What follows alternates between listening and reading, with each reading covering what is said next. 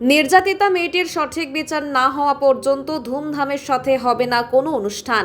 প্রধানমন্ত্রীর জন্মদিনের শপথ বিজেপির। একই বার্তা, নির্যাতিতার সঠিক বিচার না হওয়া পর্যন্ত কোনো ধরনের উৎসব বড় আকারে করবে না তারা। আজ ভারতের প্রধানমন্ত্রী নরেন্দ্র দামোদর দাস মোদীর ৭৮তম জন্মদিন। সেই দিনটিকে সাড়ম্বরে পালন না করে নির্যাতিতার দোষীদের শাস্তি প্রদানের দাবি জানালো বিজেপি। আজ ভারতের প্রধানমন্ত্রী নরেন্দ্র মোদীর ৭৮তম জন্মদিন। সেই দিনটিকে সামনে রেখে উৎসব না করে সাধারণভাবে দিনটি জেলা পার্টি অফিসে পালন করলো তারা।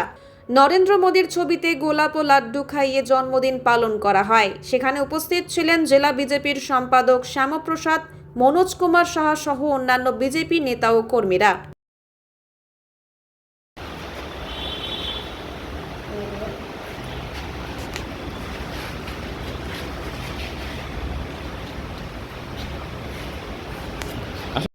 বলেন। আজকে আমাদের বিশ্ববরেণ্য নেতা, আমাদের হৃদয়ের সম্রাট, সম্মানীয় প্রধানমন্ত্রী নরেন্দ্র মোদীজির জন্মদিন।